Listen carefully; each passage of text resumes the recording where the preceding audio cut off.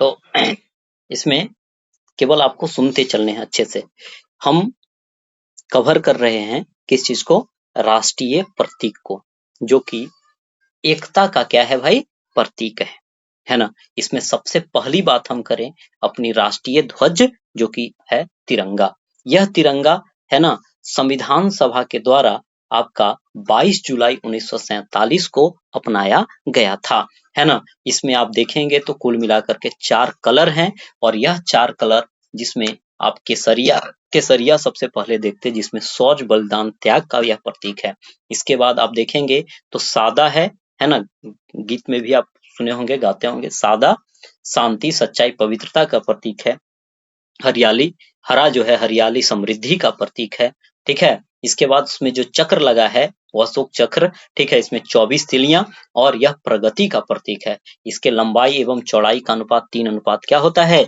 2 होता है ना। इसके संदर्भ में हम बात करें तो यह जो है इसका जो डिजाइन ओवरऑल तैयार किया है, यह पिंगली वेंकैया साहब ने किया है। इसके बाद झंडा गीत की बात करें तो विजय विश्व तिरंगा प्यारा है, और श्याम लाल गुप्ता पार्षद ने इसका क्या किया है ना बोल लिखा है।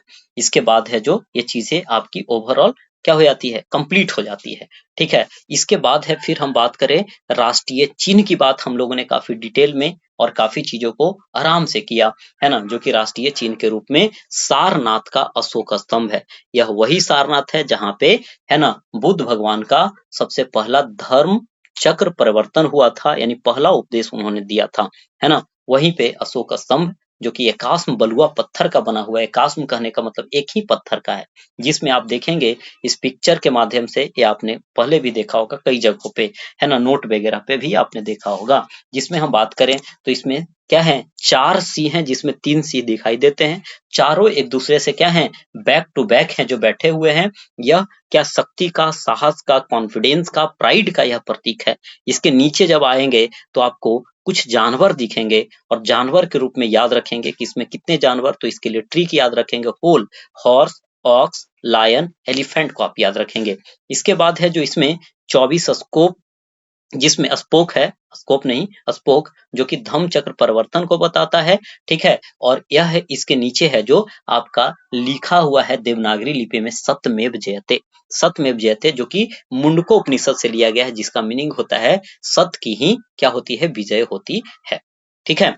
और इसे अपनाया कब गया? जैसा कि आपने ऊपर देखा कि राष्ट्रीय ध्वज को 22 जुलाई 1947 को अपनाया गया। सॉरी, हाँ। तो उसी प्रकार से राष्ट्रीय चिन्ह को कब अपनाया गया भाई? तो राष्ट्रीय चिन्ह जो है हमारा, इसे 26 जनवरी 1950 को अपनाया गया, ठीक है। यहां तक सभी को क्लियर ना? आगे बढ़े।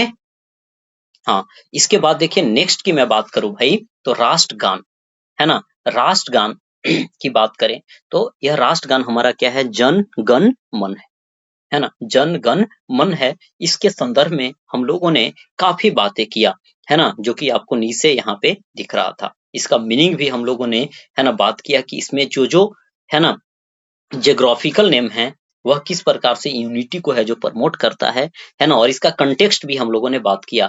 तो इस जन गण मन के रचयिता कौन है? रविन्द्रनाथ टैगोर हैं। यह लिखा गया था बांग्ला भाषा में, ठीक है। इसका हिंदी अनुवाद कर करके 24 जनवरी 1950 को अपनी राष्ट्रगान के रूप में इसे है जो मान्यता प्रदान किया गया। यह पहली बार गाया गया था 27 दिसंबर 1911 को कांग्रेस के 26वां अधिवेशन, जो कि कोलकाता में हो रहा था, है ना। और उस समय आपके जॉर्ज पंचम आए थे, जो कि इंग्लैंड के सम्राट थे, उन्हीं की, है ना, उन्हीं की स्वागत में यह गान गाया गया था। इसके बाद है जो 1912 में तत्वबोधिनी नामक पत्रिका में भारत भाग्य विधाता के नाम से यह प्रकाशित होगा, जिसे है ना रविन्द्रनाथ टैगोर के द्वारा फिर बाद में इंग्लिश में भी अनुवाद किया जाता है।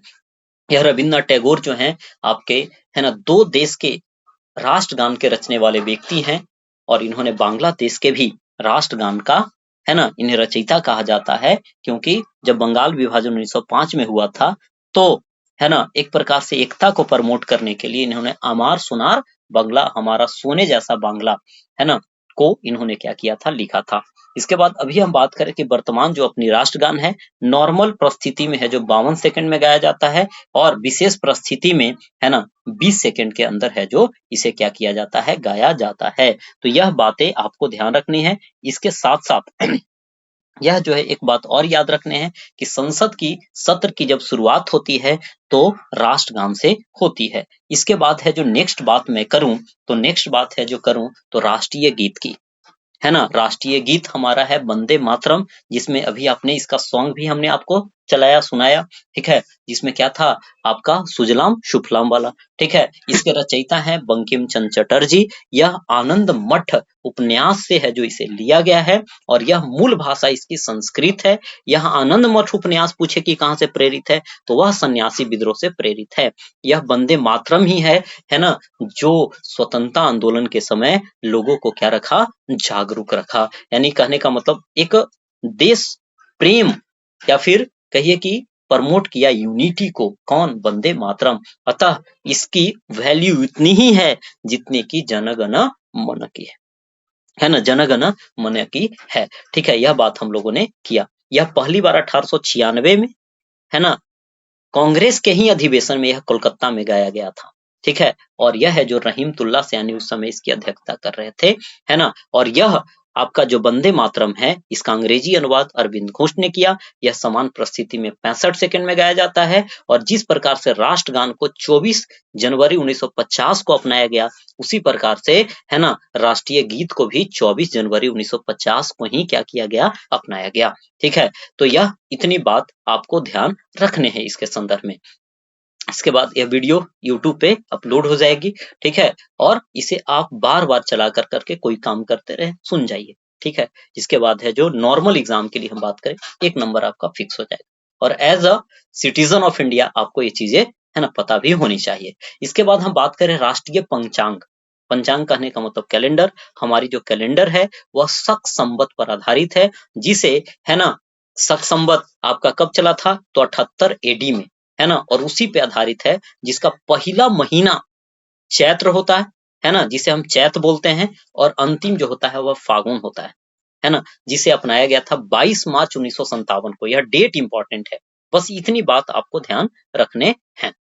इसके बाद राष्ट्रीय पशु जो है हमारा, वह कौन है, आपका बाघ है ना, बाघ है जिसका वैज्ञानिक नाम होता है पैंथेरा टिग्रिस होता है, ठीक है। बस इसमें इतना ही आपको याद रखना है। ऐसे तो हम बात करेंगे बाघ रिपोर्ट के अकॉर्डिंग, है ना, टाइगर सेंसस के अकॉर्डिंग हम बात करें तो पूरी दुनिया का लगभग 80% बाघ हैं जो इंडिया में ही पाए जाते हैं, ठीक है। इसके बाद है जो राष्ट्रीय पक्षी के रूप में हम बात करें तो यह मयूर है। मयूर कहने का मतलब मोर है ना, मयूर कहने का मतलब मोर है। तो भारतीय मोर राष्ट्रीय पक्षी है, और यह देखेंगे इसका वैज्ञानिक नाम क्या है, पावो क्रिस्टेटस, है ना, क्रिस्टेटस, ठीक है, इसका नाम है। और मोर से ही आप देखेंगे अभी नया संसद भवन जो बना है, तो उसका लोकसभा वाला जो कक्ष है वह मोर के थीम से ही सजाया गया है, ठीक है। इसके बाद है जो नेक्स्ट मैं बात करूं, तो नेक्स्ट क्या है बात हमारी भाई, राष्ट्रीय पुष्प के संदर्भ में। पुष्प मतलब फूल, फूल है जो कमल, और कमल जो है आप देखेंगे तो राष्ट्रीय पुष्प है, और इसका वैज्ञानिक नाम है निलंबो न्यूसीफेरा गार्टेन, है ना, जो कि आप देखेंगे कि हिंदू धर्म में भी काफी ज्यादा यह आपको क्या है, पवित्र और इम्पोर्टेंस की पुष्प आपको देखने को मिलेगा। और लोकसभा में, सॉरी, राज्यसभा का जो कक्ष है वह सजाया गया है किससे, तो कमल के फूल के थीम पर वह आधारित है। इसके बाद राष्ट्रीय वृक्ष की बात करें तो यह है आपका बरगद। पीपल से कंफ्यूज नहीं करना है, ठीक है, वह बिहार का राजकीय है ना क्या है, वृक्ष हो जाएगा, ठीक है। तो बरगद जो है वह राष्ट्रीय वृक्ष है ना, और बरगद को आपने देखा होगा, ठीक है। तो बरगद इसका क्या है वैज्ञानिक नाम, तो फाइकस बेंगालेंसिस, है ना, फाइकस बेंगालेंसिस इसका नाम है। इसके बाद देखिए राष्ट्रीय फल सबको पता, यह आपने क्वेश्चन बैंक में भी देखा था कि एक नॉर्मल सा ही क्वेश्चन है लेकिन पूछा गया है, ठीक है। राष्ट्रीय फल क्या, आपका आम है, जिसका वैज्ञानिक नाम आपको याद रखना है मैंजीफेरा इंडिका, ठीक है। इसके बाद राष्ट्रीय नदी है, राष्ट्रीय नदी कौन है, गंगा नदी है, ठीक है, जो कि भारत में बहने वाली सबसे लंबी नदी है। यह गंगोत्री से निकलती है, और फिर आप देखेंगे कि भागीरथी एक तरफ से, दूसरी तरफ से अलकनंदा आती है और यह देवप्रयाग में मिलती है, और वहां से भागीरथी अलकनंदा के मिलने के बाद है जो यह गंगा कहलाती है, और अल्टीमेटली जाकर करके बंगाल की खाड़ी में गिरती है। खैर वो अलग बात है, लेकिन आपको याद रखना है राष्ट्रीय नदी गंगा नदी है।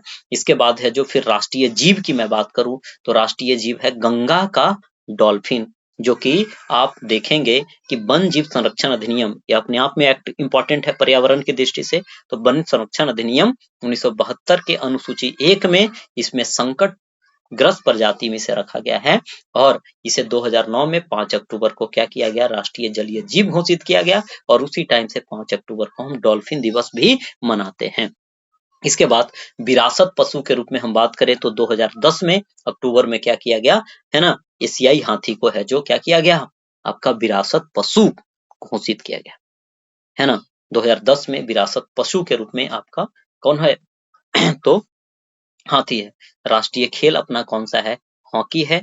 ठीक है, हॉकी के जादूगर किन्हें कहा जाता है, मेजर ध्यानचंद को कहा जाता है। ठीक है, और इनकी जन्म दिवस कब है तो आपका 29 अगस्त को। प्रत्येक साल हम 29 अगस्त को क्या करते हैं भाई, प्रत्येक साल 29 अगस्त को हम क्या करते हैं तो राष्ट्रीय खेल दिवस मनाते हैं, और यही मेजर ध्यानचंद हैं जिनके नाम पे है ना भारत में सबसे बड़ा खेल रत्न पुरस्कार है जो दिया जाता है, जिसमें 25 लाख रुपए की राशि दी जाती है, सबसे टॉप लेवल का प्राइज है।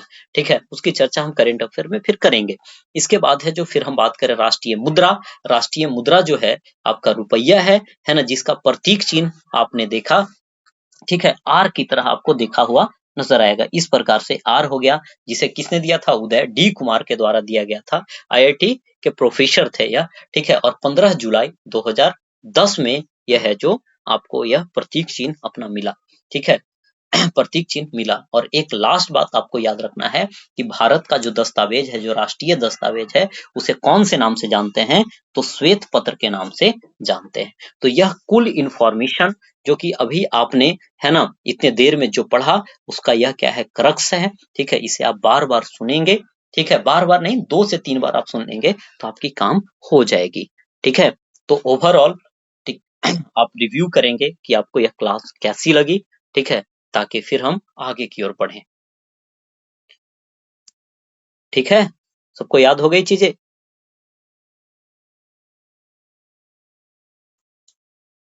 चलिए भाई, तो अभी के लिए इतना ही रखें फिर तब।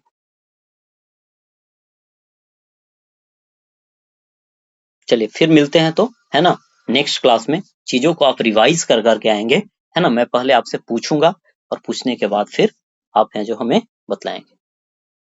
तो मिलते हैं नेक्स्ट क्लास में। Thank you.